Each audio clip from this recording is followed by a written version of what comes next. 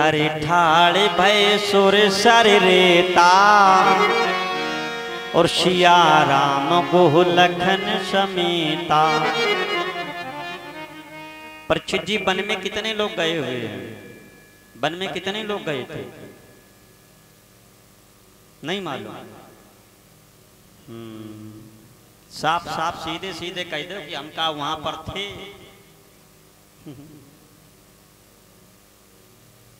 कुछ लोग कह रहे हैं कि वन में 3 लोग गए थे। क्या यही बात थी? वैसे बड़ी बड़ी वक्ता विद्वान लोग आते रहते हैं, और परीक्षित जी वैसे रामचरित मानस की एक एक चौपाई आइटम बम है। रामचरित मानस की चौपाई ही सिद्ध कर रही है।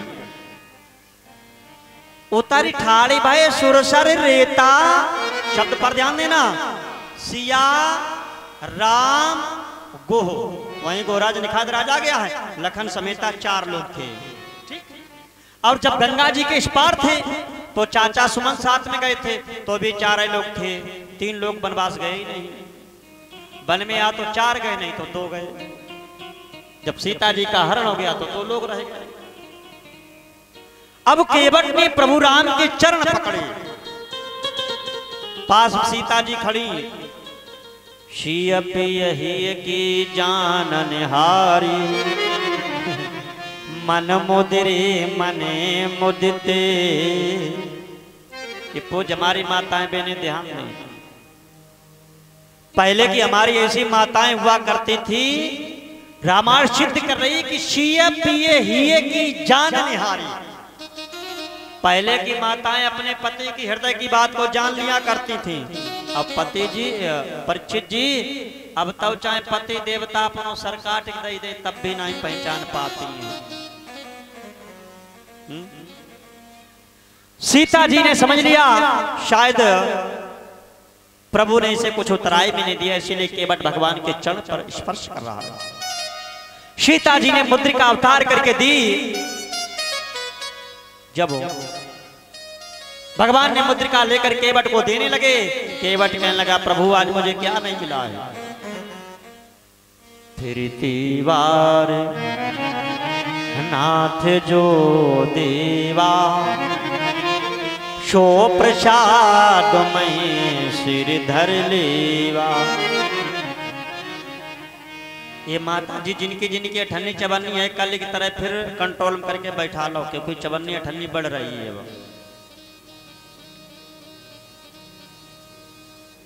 बोले गोविंद भगवान की। बच्चों बैठ जाओ। जब मुद्रिका देने लगे, केवट कहने लगा प्रभु आज मुझे कुछ नहीं चाहिए, आज मुझे क्या नहीं मिला है? फिरती बार। मेरे भाई बहन, यहां पर फिरती बार के 2 अर्थ थे। एक तो केवट का कहना है कि प्रभु हमने तो आपको अपने घाट से पार कर दिया, और भगवान हम जब आपके घाट आए तो प्रभु आप भी अपने घाट से हमें पार कर देना, आज मुझे कुछ नहीं चाहिए।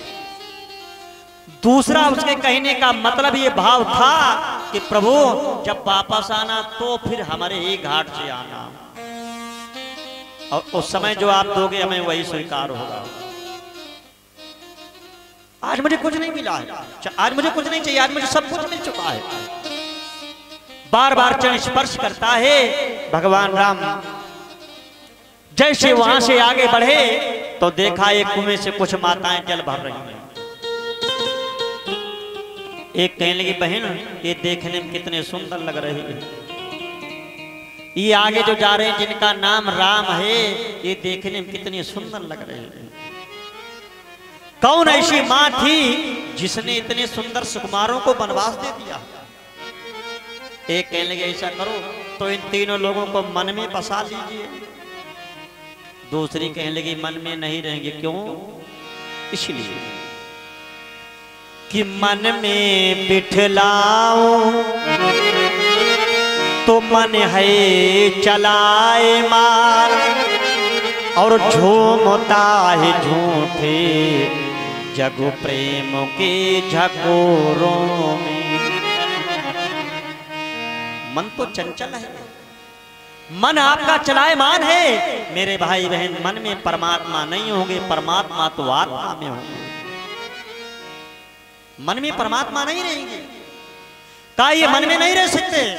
दूसरी कहने लगे तो मुख में बस आइए, एक कहने लगे मुख में भी नहीं रहेंगे। क्यों? कि मुख में सरस्वती के कारण रहेंगे नाही, और उसने ही डाला है वनवास के थपेड़ों में। अरे मुख ने ही तो इन्हें वनवास दिया है, मुख में नहीं रहेंगे। का फिर कहां रहेंगे? कहा ये जो आगे जा रहे हैं जिनका श्यामला रंग है, ऐसा करो इन तीनों लोगों को आंख में बसाइए, क्योंकि आंख में जो पुतली है वो काली है, और ये आगे जा रहे राम ये भी काले हैं। तो पुतरी में राम लला, और आंख में जो गोरा भाग नजर आ रहा है ये लखन लाल गोरे हैं। कि पुतरी में राम लला, और सीपी में लखन लाल, और का जो आंख में लाल लाल डोरे नजर आते हैं इनमें सीता को बसाइए। कि पुतरी में राम लला, और सीपी में लखन लाल, और लाडली जो लाल लाल डोरों की ही डोरों में। ऐसी ऐसी अपनी अपनी वार्तालाप कर रही हैं। आगे चले तो जब वाल्मीकि जी के आश्रम पर आए हैं तो वाल्मीकि जी से पूछा कि आप हमें ये बताएं कि हम रहें कहां। वाल्मीकि जी कहने लगे प्रभु आप हमें ये बतलाएं कि आप हैं कहां नहीं। अरे पत्ते पत्ते पर आपका वास है, कण में प्रभु आप विद्यमान हैं, और आप हमसे पूछ रहे हो कि हम रहें कहां। पहले तो प्रभु आप हमें बतलाएं कि आप हैं कहां नहीं, जहां पर मैं आपको जगह बतला दूं। जब आपका पत्ते पत्ते पर वास है तो प्रभु हम कहां बतला दें, अगर हमसे ही पूछ रहे हो। चित्रकूट गृह करहु निवासु, चित्रकूट पर भगवान राम को कहां पर स्थान बतलाया है? चित्रकूट पर। आप कभी चित्रकूट गए हो? नहीं गए? अच्छी बात है, क्योंकि चित्रकूट तो तुम्हारे अंदर है, तुम्हारे शरीर में ही चित्रकूट है। अब अगर तुमने इस चित्रकूट में अपना भ्रमण नहीं किया तो उस चित्रकूट पर जाने से कोई लाभ नहीं है, क्योंकि भगवान कहां होंगे? चित्रकूट। अगर तुमने अपने से चित्त का हनन नहीं किया, परीक्षित जी तुमने मन का हनन नहीं किया, तो परमात्मा की प्राप्ति कभी हो नहीं सकती है। पहले अपना इस चित्त का हनन करो, मन का हनन करो। मन तो बड़ा चंचल है, चलायमान है, मन में परमात्मा नहीं रहते। परमात्मा तो चित्त में, आत्मा में रहते हैं। वैसे जिन्हें जहां का राज्य मिलना चाहिए था उन्हें वहीं का राज्य मिला है। भैया ये बांध लो, नहीं तो अब थोड़ी देर के लिए आप इकट्ठे करके रख लो।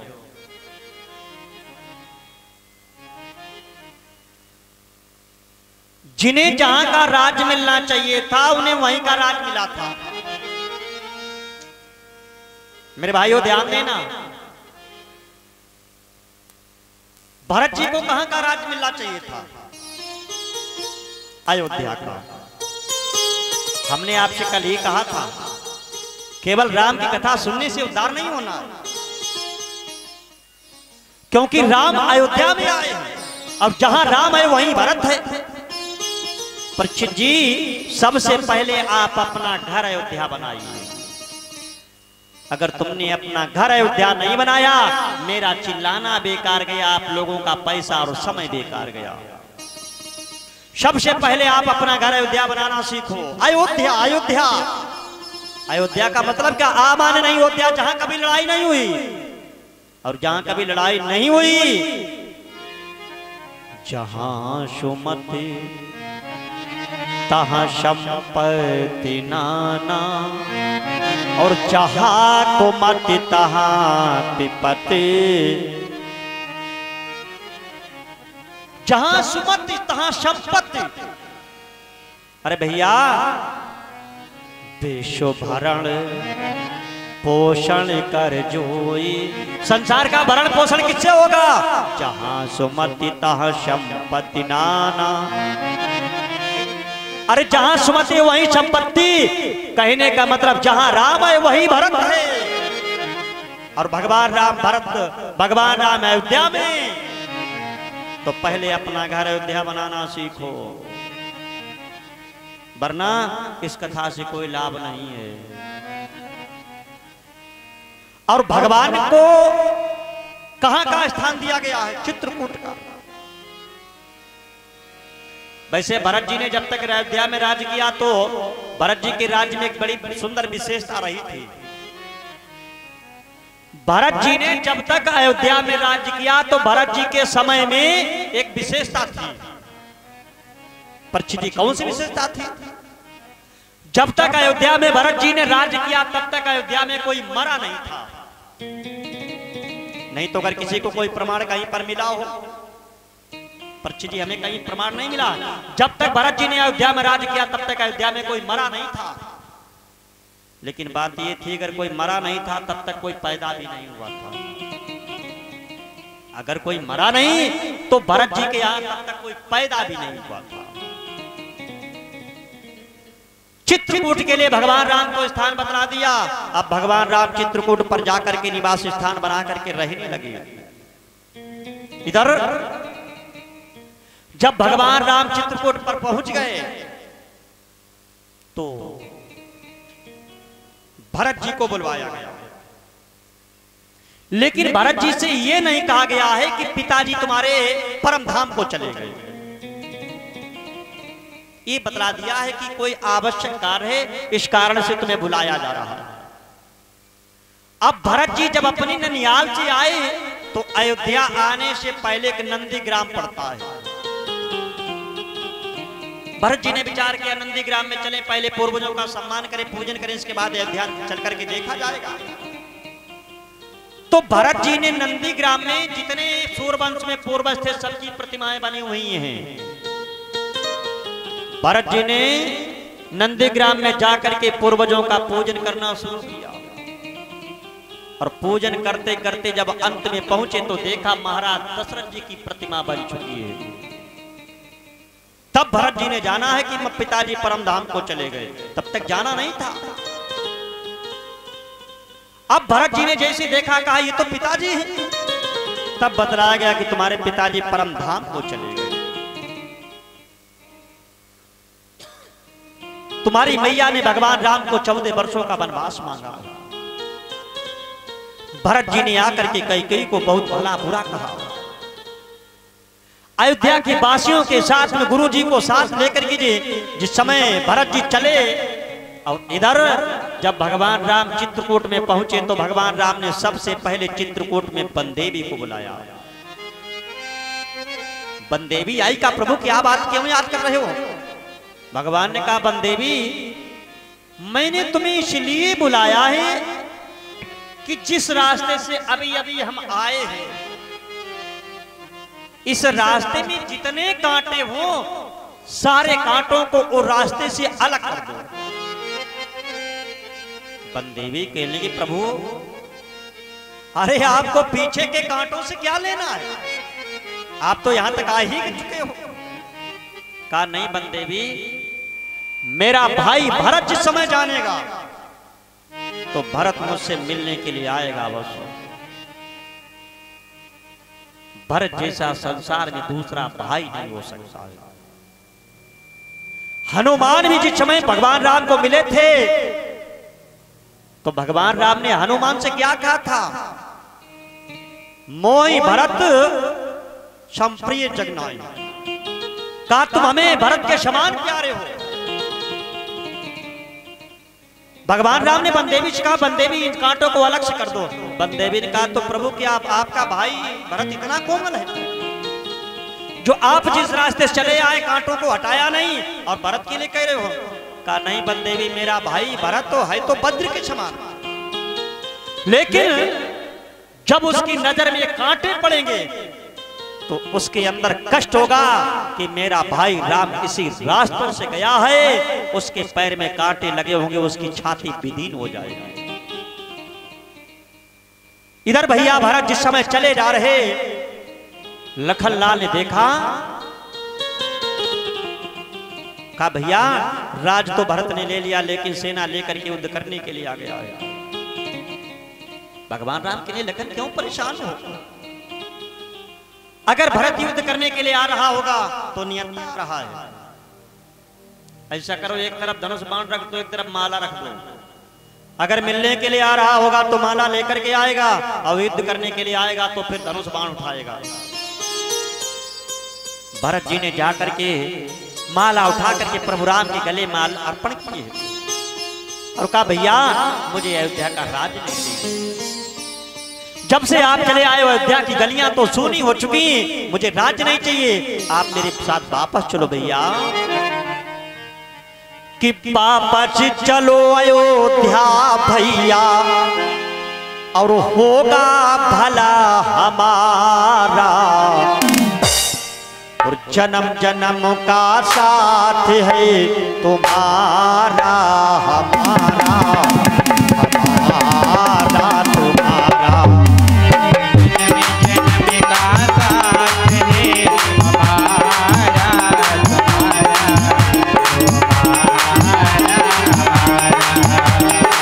वापस चलो अयोध्या भैया, वापस चलो अयोध्या भैया, होगा भला हमारा, जन्म जन्म का साथ है तुम्हारा हमारा, हमारा तुम्हारा।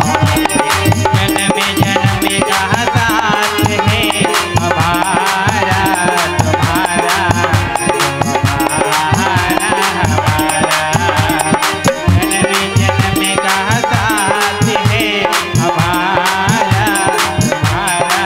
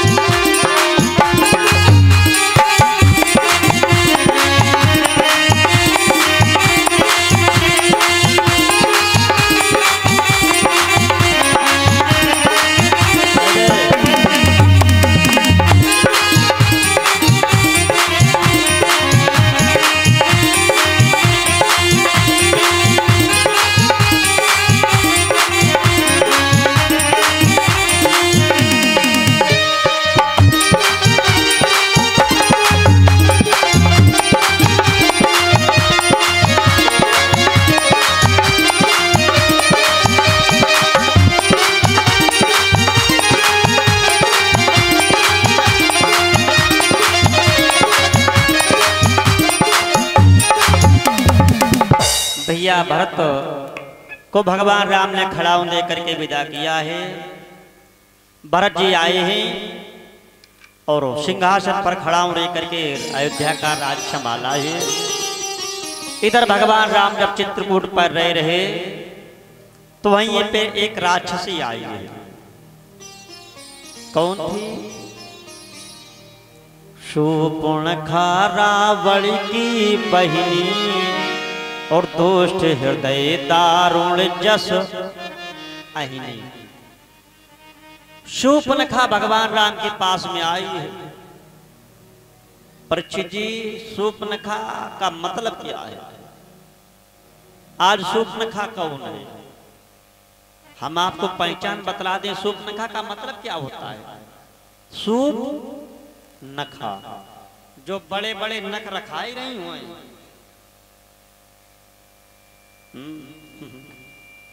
समझ ले हुए शूर्पणखा भाई। शूर्पणखा का मतलब जो बड़े बड़े खूब नख रखाम है। शूर्पणखा भगवान राम के पास में आई है। अब शूर्पणखा ने आकर कहा, तुम शम पुरुष नमो शम नारी, ये शयोग विधि रचा विचारी।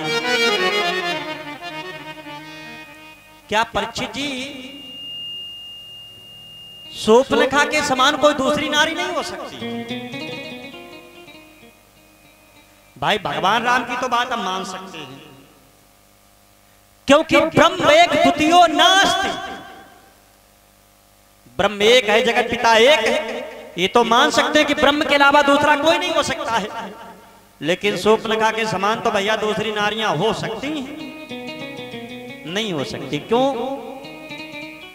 रावण यदि हारा है तो अपने बहनोई के साथ, तो एक समय रावण ने तलवार लेकर के बहनोई का सर धड़ से लग दिया,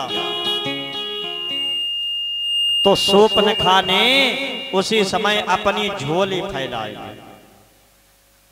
शूर्पणखा ने अपनी झोली फैलाई, कहा जिस प्रकार से मैं लंका में विधवा बनी, अगर एक बार मैंने पूरी लंका को विधवा न बना दिया तो मेरा नाम शूर्पणखा नहीं होगा। और जब भगवान राम को वनवास मिला तो लिखा, भुज उठाए प्रणकीन निश्चरहीन करऊ मही। जितने संसार पापी राक्षस मैं सभी का नाश बनाऊंगा।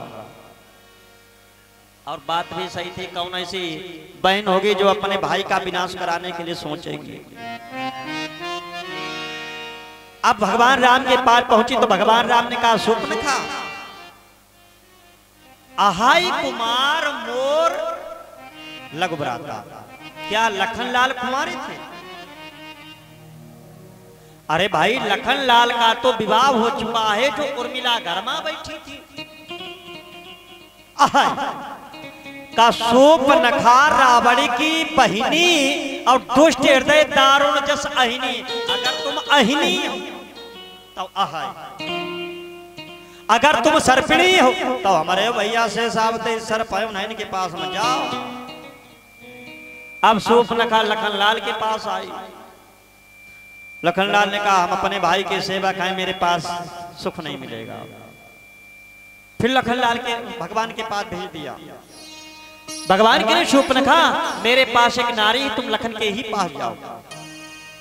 अदला बदली होने पर शूर्पणखा ने अपना असली विकराल रूप बना लिया। जैसे सीता के लिए चली, उसी समय भगवान राम ने कहा, लखन याद करो, ये शूर्पणखा पूर्व जन्म में शेष जी की ही पत्नी थी। एक बार शेष जी ने जब को दृष्टि से देखा तो कहा था, अगर मैंने त्रेता में आकर के तुझे कुरूप न किया, मेरा विशेषाव तारी लखनलाल नाम नहीं होगा। भगवान ने कहा, भैया कर दो इसे कुरूप।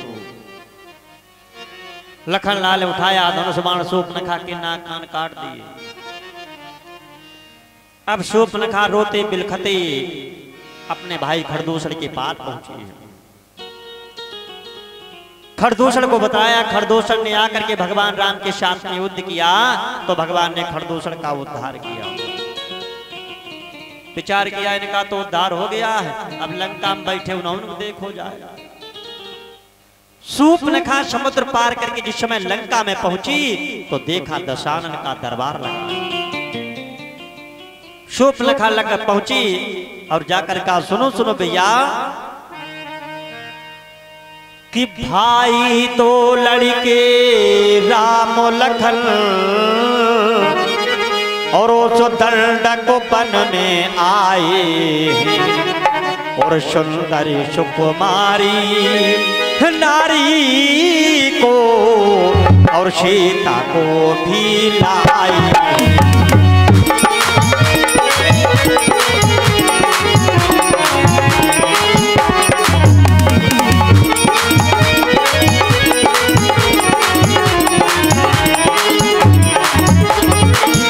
मैं उधर अचानक जा पहुंची, उस तपसी से मिलना चाहा, फिर उसके छोटे भाई मुझसे कुछ छल कर डाला।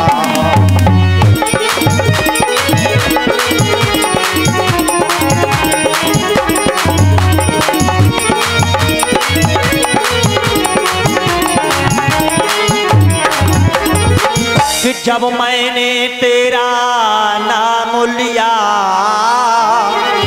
और सुनते ही उसने दी गाली, पहले तो काने कतर डाले, फिर मेरी नाक काट।